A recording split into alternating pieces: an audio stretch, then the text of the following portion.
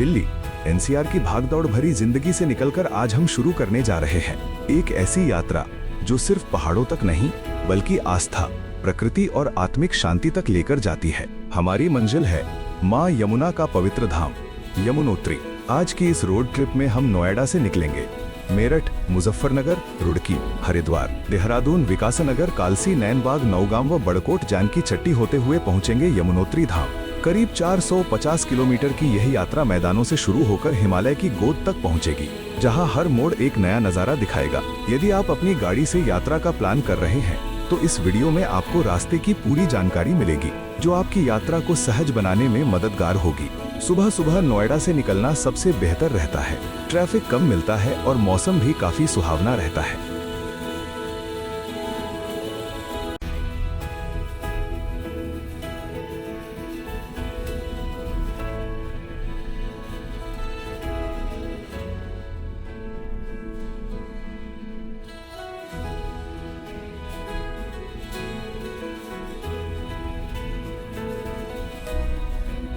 हम अब दिल्ली मेरठ एक्सप्रेसवे पर हैं, भारत के सबसे शानदार एक्सप्रेसवे में से एक।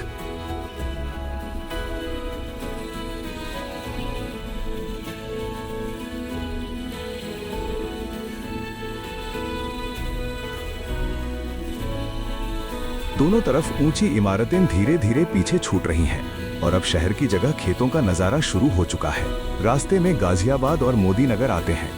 सुबह के समय यहाँ चाय की छोटी छोटी दुकानों पर काफी रौनक देखने को मिलती है। अगर आप पहली बार इस रूट पर जा रहे हैं तो एक्सप्रेसवे का यह हिस्सा आपकी यात्रा को बेहद आरामदायक बना देता है। हाईवे पर जगह जगह ढाबे और फूड प्लाजा मिल जाते हैं। यहाँ पर आलू के परांठे, चाय और मक्खन का स्वाद सफर को और भी यादगार बना देता है। अब हम मेरठ पार कर चुके हैं और आगे बढ़ रहे हैं मुजफ्फरनगर की ओर। यह पूरा इलाका गन्ने की खेती के लिए मशहूर है। सड़क के दोनों तरफ दूर दूर तक फैले गन्ने के खेत दिखाई देते हैं। कई जगह किसान ट्रैक्टरों में गन्ना लेकर शुगर मिलों की तरफ जाते नजर आते हैं। रास्ते में खतौली पड़ता है, जहां चेतराम और अन्य पुराने ढाबे काफी प्रसिद्ध हैं। यहाँ रुककर गर्म जलेबी और चाय का मजा जरूर लिया जा सकता है। सफर का असली मजा ऐसे ही छोटे छोटे स्टॉप्स में छिपा होता है। अब धीरे धीरे उत्तराखंड करीब आने लगा है। मुजफ्फरनगर के बाद पुरकाजी और नारसन जैसे छोटे कस्बे आते हैं और अब हम पहुंच चुके हैं देवभूमि उत्तराखंड के प्रवेश द्वार हरिद्वार। हरिद्वार सिर्फ एक शहर नहीं बल्कि आस्था का एक विशाल केंद्र है। यहाँ गंगा नदी मैदानों में प्रवेश करती है और लाखों श्रद्धालु हर साल यहाँ स्नान करने आते हैं। अगर समय हो तो हर की पौड़ी पर कुछ देर रुकना जरूर चाहिए। सुबह और शाम की गंगा आरती यहाँ का सबसे अद्भुत अनुभव होती है। सड़क किनारे कचौड़ी, आलू पूरी, लस्सी और रबड़ी की दुकानों की खुशबू सफर की थकान मिटा देती है। हरिद्वार के बाद पहाड़ों की तरफ जाने वाला रास्ता और भी खूबसूरत होने लगता है।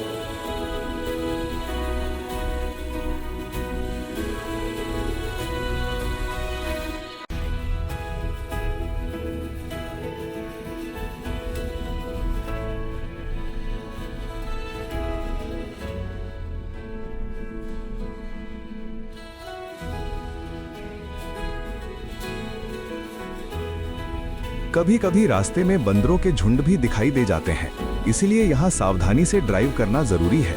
यहाँ से मसूरी की पहाड़ियाँ दूर से दिखाई देने लगती हैं। अगर आप चाहें तो यहाँ फ्यूल, खाना और आराम के लिए छोटा ब्रेक ले सकते हैं। आगे का रास्ता ज्यादा पहाड़ी और घुमावदार होने वाला है। देहरादून से आगे बढ़ते ही शहर पीछे छूट जाता है और शुरू होती है असली पहाड़ी ड्राइव।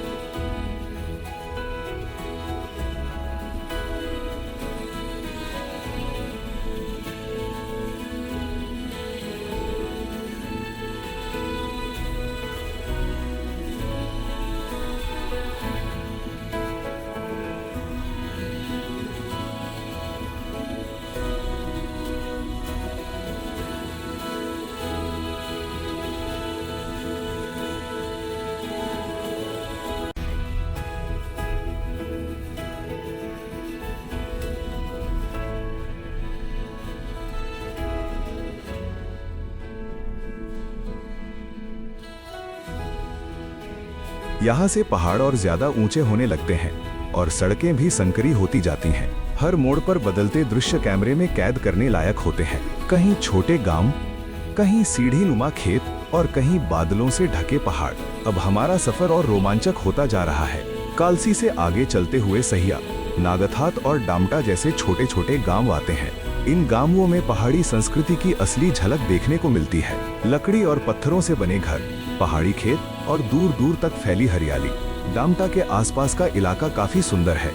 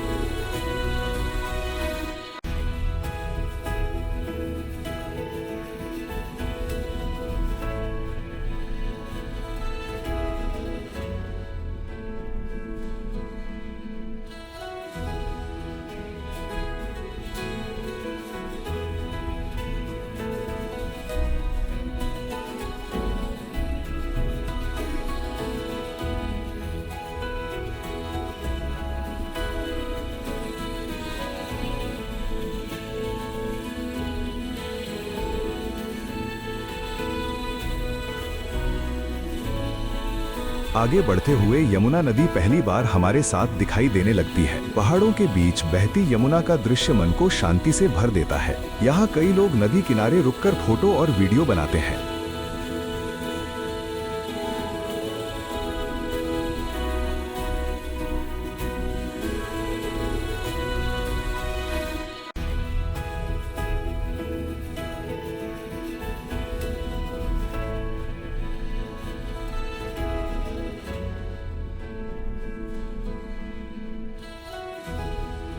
कुछ आगे चलकर नैनबाग आता है। यह छोटा सा कस्बा कई यात्रियों के लिए एक अहम स्टॉप होता है। यहाँ खाने पीने की अच्छी दुकानें और छोटे होटल मिल जाते हैं। अब हम बढ़ रहे हैं नौगांव और बड़कोट की तरफ। रास्ता लगातार ऊपर चढ़ता जाता है और मौसम तेजी से बदलने लगता है। कभी तेज धूप, कभी बादल और कभी हल्की बारिश। पहाड़ों का मौसम कब बदल जाए कुछ कहा नहीं जा सकता।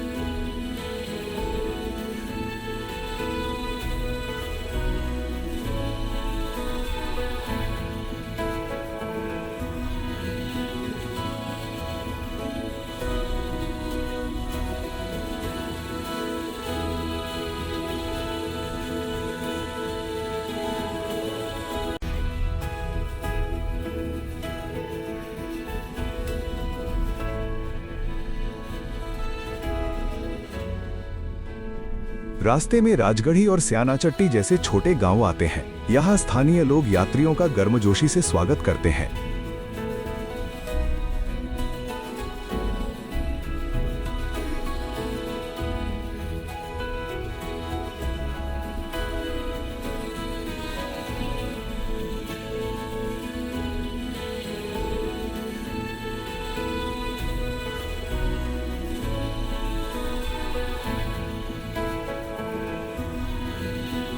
बड़कोट यमुनोत्री यात्रा का एक प्रमुख पड़ाव है।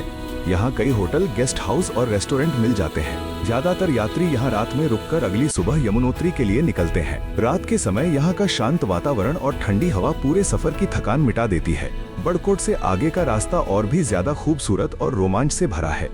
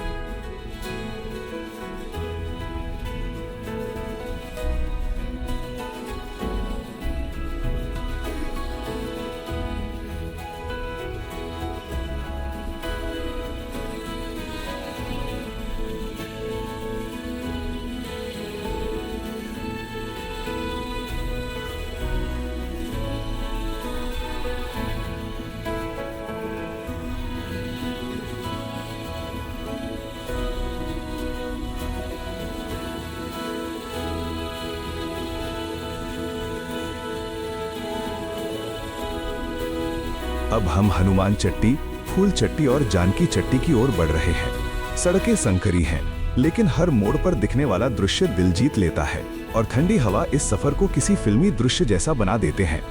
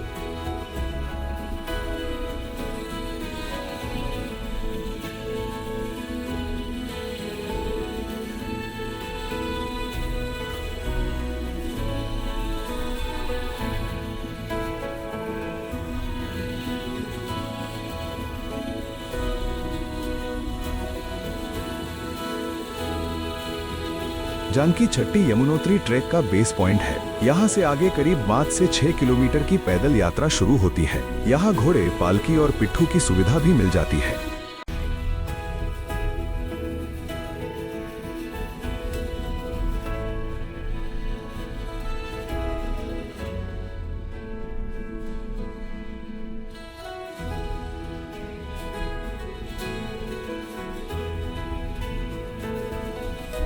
और आखिरकार लंबी यात्रा के बाद हम पहुंच चुके हैं मां यमुना के पवित्र धाम यमुनोत्री। 4 धाम यात्रा का यह पहला धाम समुद्र तल से करीब 3200 मीटर की ऊंचाई पर स्थित है।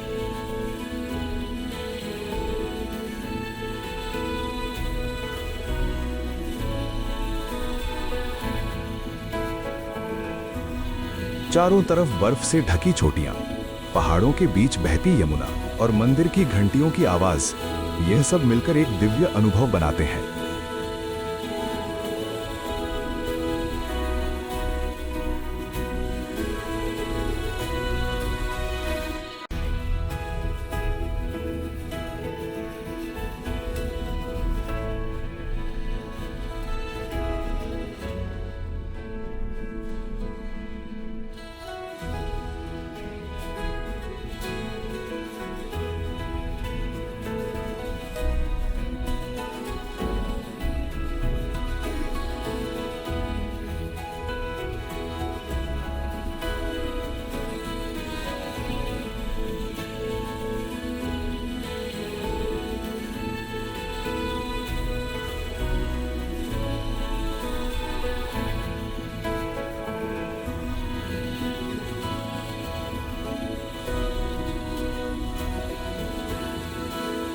यहाँ का सूर्य कुंड काफी प्रसिद्ध है, जहाँ श्रद्धालु चावल और आलू कपड़े में बांधकर गर्म पानी में पकाते हैं। इसे प्रसाद के रूप में लिया जाता है।